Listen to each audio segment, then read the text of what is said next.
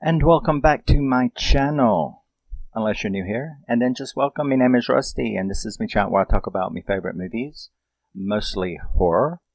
And I'm going to do a few kind of what I call like alternative zombie flicks, not quite the norm with zombies, more like from different angles than the typical zombie movie. And we are going to start with Maggie with Arnold Schwarzenegger. I absolutely adore this movie. It's like weird. And anyone who's been around this channel knows how I feel about PG-13 horror. I have some. Some of it is actually pretty good, but the majority of PG-13 horror is shit. And there's the exceptions, and this is one. It is only rated PG-13, but it is absolutely fantastic. Now, Maggie was released in 2015, and it's directed by Henry Hobson, and it was written by John Scott III, and it stars Arnold Schwarzenegger, Abigail Breslin, and Jolie Richardson. Now, this movie is set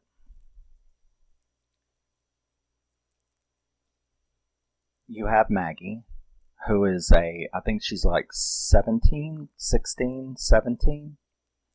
And she runs away. So the movie opens with her dad having found her message. It's a phone voicemail in which she said she had ran away to the city. And while she's there, she fucks up and gets bitten. Now, what has happened is that there is a zombie outbreak. There is a virus outbreak, and this virus is called the necroambulist virus. It destroys all the crops, so of course the country is in chaos about that, as well as, of course, everybody's turning into zombies.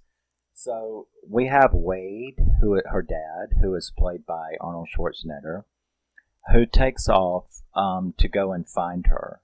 She has been reported at a clinic.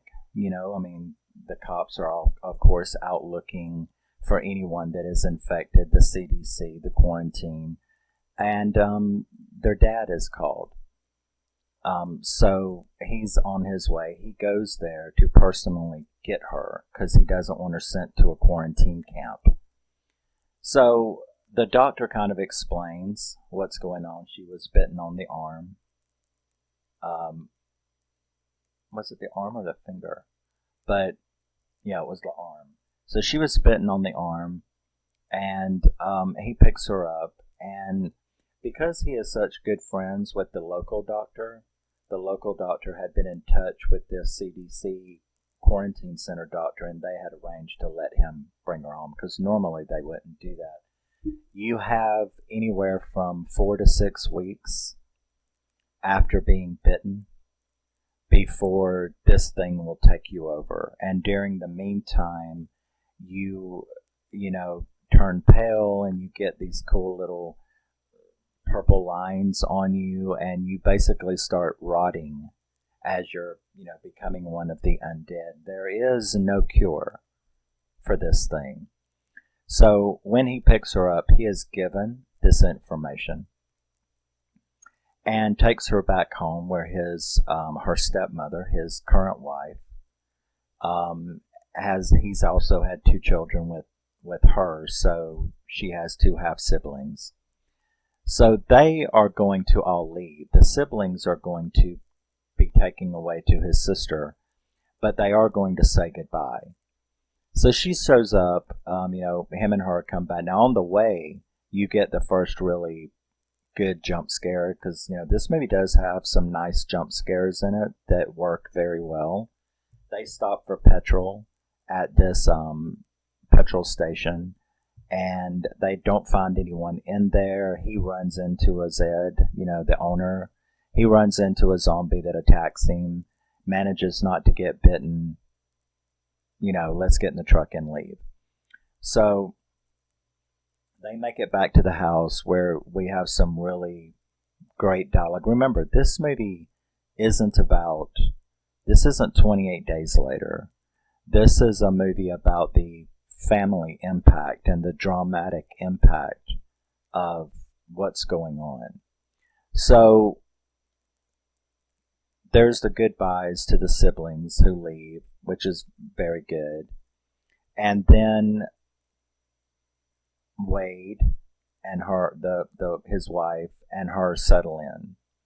So it's a really touchy situation, and it's really interesting to see how they're handling the fact that you know that your kid is going to die. There is no cure. There is nothing that can be done. And you basically, at this time when they make it back to the farm, she has about 4 weeks left. So you basically have 4 weeks to spend with your kid, knowing that they are eventually going to, one, get close enough, because, there's all kind of laws, policies about this outbreak.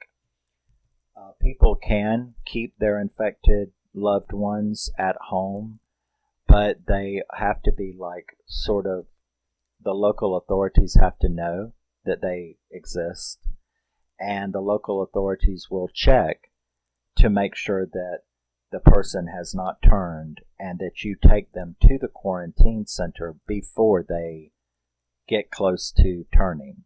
So there's this time when you have to send your kid or your husband or your wife, boyfriend, girlfriend, whatever, you have to send them off to the quarantine. Now, Wade has inside information about this because he's friends with the local doctor who has explained to him that this is not a good thing, that the quarantine center is not what they make it out, that these people are all just through together. They die very, very painfully, and they die very, very horribly. And when they are euthanized, there's one medication that is used to euthanize them, and it is an extremely horrible, painful death. It's not going peacefully into the night as it is made out to be. So he is aware of all of this, and this is causing him a lot of distress. And meanwhile, we watch. We watch as Maggie, as the days go by, her body begins changing. The stepmother is scared, but trying to, stay hopeful. And, you don't want to make her last few weeks a bad time. But at the same time, you're scared to death. I mean, one bite from her, and this will be the end of your life as well. So it's a very, very tense situation is what it is. As she slowly begins to change, there's a really good scene in which she's out in the woods because she starts to change emotionally, physically, and mentally as this virus begins to take her over. There's a scene in which her finger doesn't work, and it's falling off from the necrosis. And she cuts it off with a knife and throws it down the sink, which was very gross. And she runs out into the woods where she runs into 2 zombies. It's actually a farm from down the street. It's this woman's kids. And she knows them, and her dad, so she's screaming and everything. And Wade comes and he tries to something, but they are fully turned, right? So you've got this 17-year-old boy zombie, and you've got this little 8-year-old girl zombie, and he actually has to kill them with an axe because they're coming after them. Very, very heartbreaking scene because he knows these kids, right? And you have to also realize that this is also letting him know what's coming for his daughter, right? To see this. So the mother, she shows up that night, and there's a pretty tense confrontation. At first, she thinks she's going to shoot Wade, but she doesn't. Instead, she makes him take her to her children, because, see, the cops haven't came and got the bodies. So he takes her out there to them, and the cops come and get the bodies and take her because she's violated the law, number one. and because she kept them at home and let them turn. Like I said, got to protect the community, right? Um, so these are some really, really intense goings on while you are also watching Maggie deteriorate, and Wade get more and more worried. There is a conversation where he goes, to take her to her checkup with the doctor. And outside is when he is given all of that more detailed information about the horrible euthanasia and the horrible death that she would suffer at the quarantine center. And but the doctor does give him the medication. And it's like, when it happens, you've got two choices. You can give her this injection, which is horribly, horribly painful, a long, painful death. Or I would suggest you use that, which is a shotgun that he's holding. So he basically says your choice is to do that or do this, whichever one. So he has to face these choices. Now, in the special features, the interview with Arnold in here, and the director and Maggie and the whole cast, but in this it says that, Arnold says, I think this is the most dramatic role that, emotional dramatic role that I've ever played. And it is true. Arnold Schwarzenegger navigates this extremely emotional and dramatic dialogue and situation fantastically. I mean, it's not that I've never seen him act dramatically before, because he's also in a movie called Aftermath, but that was after this movie. And he has to play another dramatic role. And I think that this is probably what showed him that he could play these very, very intensely dramatic roles and not just be an action hero, right? Or a comedian like with Kindergarten Cop or something.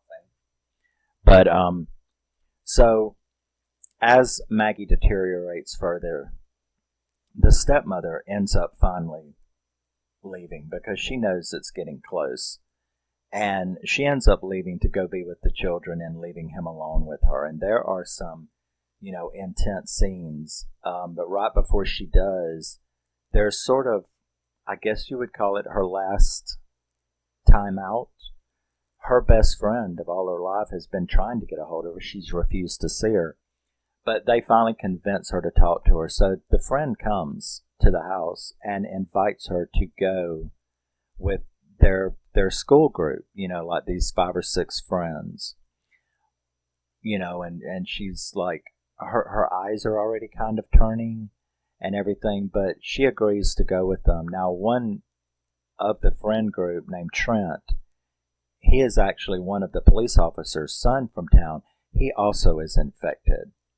So I think there's 1, 2, 3, 4, 5, and then Trent and her. So they go and they have a really nice evening out around the campfire. And they talk about all kinds of very, very pertinent stuff and emotional stuff about this thing that has happened. And especially Trent and Maggie, who know what's coming for them. They discuss the quarantine camps, what's going to happen to them, the Weld kids, discussing how sad they are that their 2 friends are infected. And so there's some really, really great dialogue about this situation. So she gets this final night out, which is pretty emotional. Then she goes back home. The stepmother goes to be with the kids, and it's just her and her dad left. And she begins to turn more and more. And now she's starting to lose control at certain points, She even goes out there and she tries to help a fox out of a fox trap that's got caught in a trap. And the fox was scared of her, and she ended up eating parts of it, ripped it to shreds and stuff. So there's times when she's losing control. So it's getting more tense because the end is coming. Now, the last scene involving anyone else is when the cops come by to tell them that they're having a problem getting Trent out of his room because it's time for him to go to the quarantine camp. That was so painful because Maggie went there and tried to talk to him through the door, and the quarantine crew had come to get him, and he hasn't turned yet, but he's very close, and he knows, what's coming, and it will make you tear up and cry because she's seeing what's fixing to happen to her, and the dad is like terrible as they pull him out of the room, and he screams, "No, don't take me away." It's a very emotional scene, and that's the last scene pretty much involving anyone else except when they come thinking it's Maggie's time, and Arnold and the two cops whom he knows comes and tries to say it's time to get Maggie, and he's like, "You're not taking her anywhere." And they, like, it's almost gunfire, and it's almost, they even, like, a couple of them, him and one of them even, like, scrap on the ground. I mean, who's going to start a fight with Arnold Schwarzenegger, my God? But they end up calming down because Maggie comes out the house and says, "I'm okay. I'm okay." She has a moment when she's holding it together, and she comes out and says, "I'm okay." And so they're like, "All right, but we'll be back in a few days, Then you have the end of the movie, and that was, like, really creepy. Because that night, the night before the final night, she is like, she's like gray and blue, and her eyes are white and all this kind of stuff. So she's like within like 48 hours of becoming past the point of return. And she wakes up, or he wakes up to hear her standing at the doorway, and you're like, oh my God, right? He doesn't move in the bed, and she just looks at him, and then she leaves. That leads to the next day, and it is pretty much their final day together. And then that night, he goes to sleep in the rocking chair in the living room, and she like creeps up on him, and she appears to be fully turned, right? And you're very, very nervous because you're like, what is she fixing to do it? And he's sitting there with a shotgun. And instead, she gets up to him and she's sniffing of him and stuff. It's really gross. Because one of the symptoms of this thing is as you get closer to turning, people smell like food. Well, duh, And so she's sniffing of him and all, and you just like really don't know, is she going to bite him or not? But instead, she kisses him on the forehead, and then she walks away, and he doesn't wake up. She softly kisses him on the forehead, and then she walks back up the stairs, and you're like, oh my God, she has fully turned, and she is just like within minutes, right? She walks up to the very, very top of their house, gets out on the roof, and then tops herself. So she jumps and tops herself. And that's how she saves her father. And that's how she goes out, sort of on her own terms. He didn't have to. She saved him from having to do either one of those options to his own daughter. So I'm pretty sure that that's why she did it. And also probably because she didn't want to kill her dad, right? But I think her main motive for knowing that she barely had hours left to go up there and top herself was to keep him. She knew that shotgun was full. So rather than him having to do that, she went and topped herself. And that's the way the movie ended. And I remember the first time that I saw this, when I bought it. The first time that I saw it, I was just amazed at how much depth and how interesting and how scary a zombie flick could be that was not about the zombies ripping you to shreds. It's not that you didn't see any of that. you saw some zombie scenes, and there were several jump scares, but it was more like psychologically horrific and scary to think about this situation and the people involved. And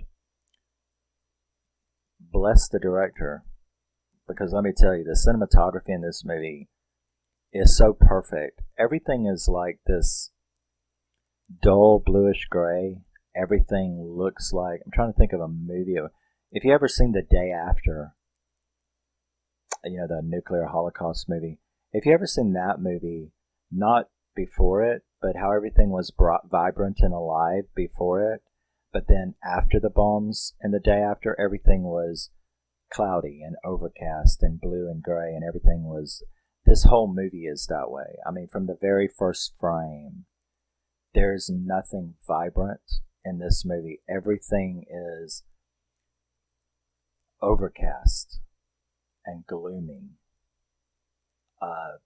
Of course, all of the fields are gone and being burned because of this virus, destroying all the crops in the country. And then you have the zombies. So everything is overcast and gray. Not that I'm saying black and white, I'm just saying it really looks like that. If you see the cover, the color palette of this movie is very, very, it's all darks, muted grays, overcast, like an overcast sky with a bluish tint. And everything is just fits so well with the point of this film, and the subject matter of this film is just perfect. So I think it's a wonderful film experience to watch this movie. And as a zombie fan, or as a new zombie fan, because I've only been like a zombie fan for a couple of years now. I never used to like zombie movies, and now I'm just crazy about them, and I have no idea how that happened or why. But this definitely satisfied everything. What the things that weren't in it, that are like in 28 Days Later, are not needed in this. And I think if you are a zombie film fan, that you are going to appreciate all kinds of perspectives on zombies, slow zombies, fast zombies, dramatic, all action, or drama, or stuff like that. There's big differences between The Night That Ate the World and Maggie, and films, from that side. And 28 Days Later and Dawn of the Dead, remake and stuff. There's this wide range of how to approach a zombie movie. And this one was fantastic. It is definitely an 8 out of 10 to me. I absolutely love this movie. Arnold Schwarzenegger is amazing in this movie, and so is Breslin. They are both just perfect, and all the other cast is perfect as well. So yeah, if you've never taken the time to see it or didn't check it out, I would suggest you do so, especially if you're into zombie movies. There's a lot of drama, a lot of emotion, but it is very scary. I mean, you are tense and horrified at the things that you see happening to her, and the decision that her own father's going to have to make, and the decision that you see other people make, like the police officer who had to finally turn his son over to the quarantine squad, and the mother who had so not wanted to, who had kept that boy. Because when you heard the story about what happened to them, it's the little girl that got infected. And the brother was so upset, the 17-year-old brother was so upset that he ran in there and locked himself in the room with the little girl. So he, trying to help her, got infected himself. And she just was so heartbroken and didn't want to give up her children that she left them to, she actually let them turn without notifying the authorities. And you saw the result. They finally broke out after they had turned, and Arnold Schwarzenegger had to kill them. So, yeah, there's a lot of drama in this movie. But it's a fantastic movie. So if you've never seen it, check it out. If you have, let me know what you think about it. I think it's a fantastic zombie flick. And I will see you in the next one. Always remember, never forget, you're a very, very special person. This was been Maggie from 2015. And never forget that. You're a very special person. Doesn't matter what anybody says to you. Even if you've only got 4 weeks left before you turn into a zombie, and somebody's got to decide exactly how you're going to go out. I kind of would choose her way, right? Go do it yourself somewhere. Don't make someone else have to do it. But I will see you in the next one. Bye-bye.